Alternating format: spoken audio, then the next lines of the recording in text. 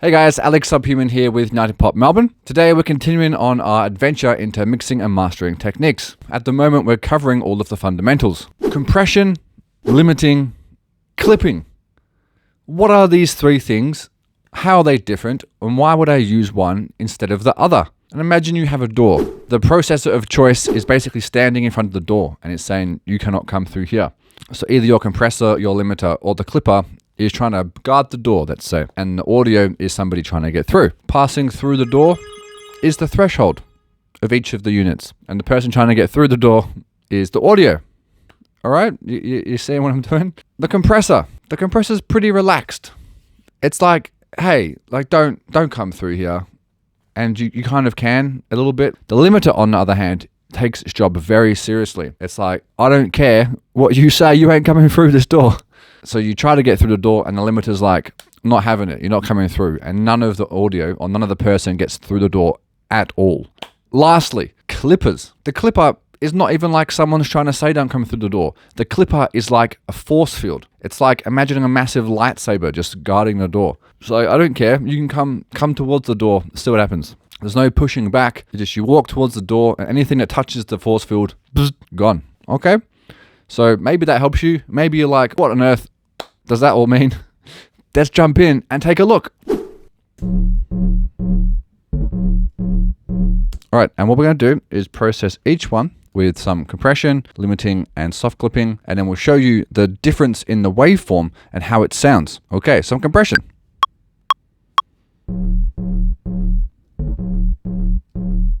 Limiting. All right, clipping. Alrighty then. The original signal is the loudest, so what we're going to do is try and gain stage these. So what we're going to take a look at is the difference to the waveform. So here is the original one. The compressed version is pretty similar, but what we've done is we've molded in the sound to our attack time. So our attack time has come and taken off a bit of this early part here. See the difference? In terms of sound, it keeps the characteristic for the most part of the frequencies. Limiting. It's actually squashed in the sound to be much more uniform from start to finish.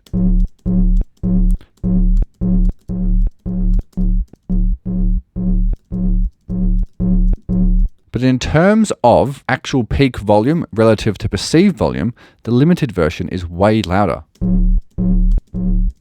So it might be worth a little bit of sacrifice for some of those peaks here and changing the shape a little bit so the bass line here would stand out louder in our mix. Remember, that's kind of the name of the game here. You want the most perceived volume for the least amount of actual gain. Less perceived volume for more gain means your mix is going to be distorting before you're getting the loudness that you need to compete with competitive music. Last but not least, clipping. Ugh. Very, very naughty. So in this instance, for tonal sounds, clipping isn't really a great idea. We're really chopping off some of those peaks here. Not as bad as the limited version, but certainly much more squared off. See, we're still maintaining up and down in this area. Whereas if we go to the clipped version and zoom in, you'll see it's just clipped off. And you could also use the word squared off. Let's hear what a sine wave sounds like. And let's hear what a square wave sounds like. Obviously very different. They have very different harmonic sets. Well, in fact, one has no harmonics and one has plenty. Remember, that's what you're doing to your waveforms. You're adding harmonics in when you change them. So by squaring off those peaks, you're drastically changing the sound. For a mix down, adding that much clipping to a tonal element, bad idea. So it completely changes the harmonic response of the sound. Versus, okay, so for tonal long elements, clipping, not so good. Compression and limiting, probably the way to go. In these two instances, I would probably pick something like the limiter, but I'd back it off a little bit. Remember, I am showing you pretty extreme examples just to make it more apparent. So there's the difference between what the three units will do. Obviously, there are variables within each of those units that slightly change the behaviors, but that's a good way to think about it for the time being. Now, the real question, that you should be asking is, well, why would I want to pick one instead of another? It's not just about knowing how to use the units, it's knowing why you might want to and why you choose to use one over another one. When it comes to drums, especially electronic drums that I like to work with, we don't want to mold and squish and move around the dynamics of our drums.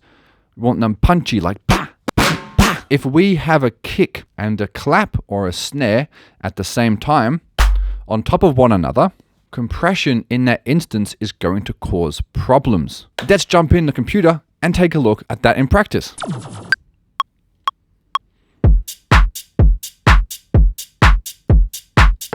OG, compression.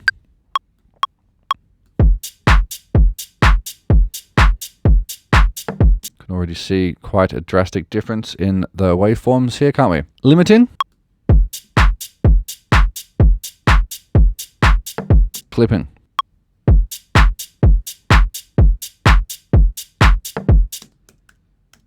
Computer, enhance. Here is our original. We have our kicks here.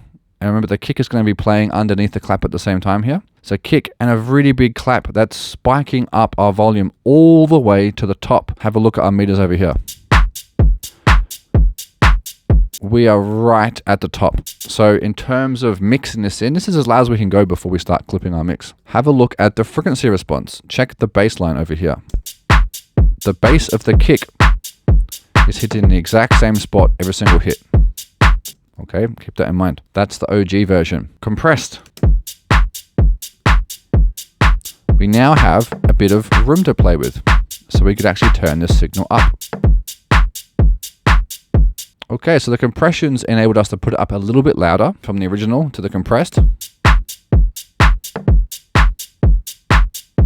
We're sacrificing quite a lot of the feeling of that clap for barely any gain. Let's take a look at the frequency response now.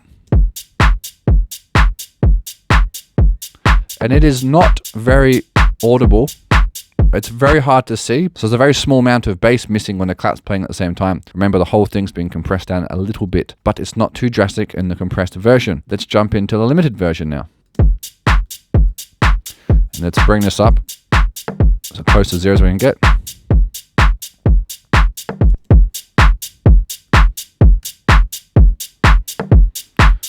All right, obviously straight away, huge volume difference here. We've chopped off a lot of the peak of that clap and brought up the kick much higher to zero. So overall, with the limiting, our mix is able to be brought up louder before it starts to clip or distort. That's very, very handy if you're trying to make loud dance music. Let's have a listen to the original and then a limited version. Much louder. Let's take a look at the bass response though. Uh-oh. Here's where the issue comes up. Take a look at the top of my mouse. That's where the bass is hidden. And then the second one with the clap is down here. So we're losing quite a significant amount of bass from our kick every time the clap hits. Now you might think, hey, it's a dB or so. Maybe 2 dB tops. What's the big deal there? Well, in a club or a festival, when that bass is it's the thing that gets you moving, feeling a bit of that detracting every second hit is a bit strange. It's not really the vibe that you want. You want a nice, consistent, punchy low end. Let's see how clipping compares in this instance. So let's bring this one up. We can go all the way to about here.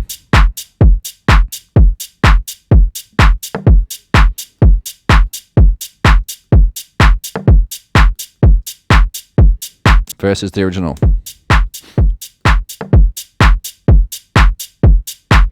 Much, much better. And look here, you can see that where that clap is hitting above that kick, it's completely chopping it off right there. Just completely chopping that high part off, right? So there's the kick. OG. Clipped. Versus limited.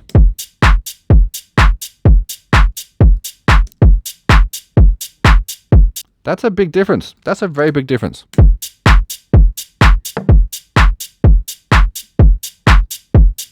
So we're getting even more perceived volume with the clipping attached. And for me, the way that the clap and the kick hits doesn't really sound much worse. This is a lot more forceful and aggressive sounding, which for my style of music is all you want. Remember, if this isn't right for your style of music, then don't do it. No one's forcing you to do anything you don't want to do. Let's take a look at the frequency response now. Look at that. And there we go, guys. The kick is remaining consistent throughout. It's not being pushed down at all when it's been clipped because our threshold is set above the kick. So every time the kick happens, it's remaining as strong and punchy as we want it to be, and it's just the extra unnecessary transients of the clap that have been chopped off. So there we have it, guys. We've processed the drums. Personally, for my taste, a bit of clipping sounds nicer. It's adding the saturation in. Furthermore, it's enabling us to boost up the signal by the highest amount. We've gone up by 3.6. Limiting was 3.1. It's not a negligible amount when the loudest, most clearest and perfect mix is all those small perfections all added up together. Clipping has enabled us to move up the overall volume of our drums the most, whilst not interfering with the frequency response at the low end. It's also added in a bit of impact for my style of music. That's exactly what I'm going for. All right, guys, let's not dwell on it. There are various options for you at all times, and the perfect mix, if anything, is a series of good decisions. This is how I would do it. Let me know how you go. Right, guys, thank you so much for watching. This has been Alex Subhuman here with United Pop Melbourne. I'll catch you in the next one. Happy mixing and mastering, everybody. Good luck. Bye-bye. Bye. Have a great day.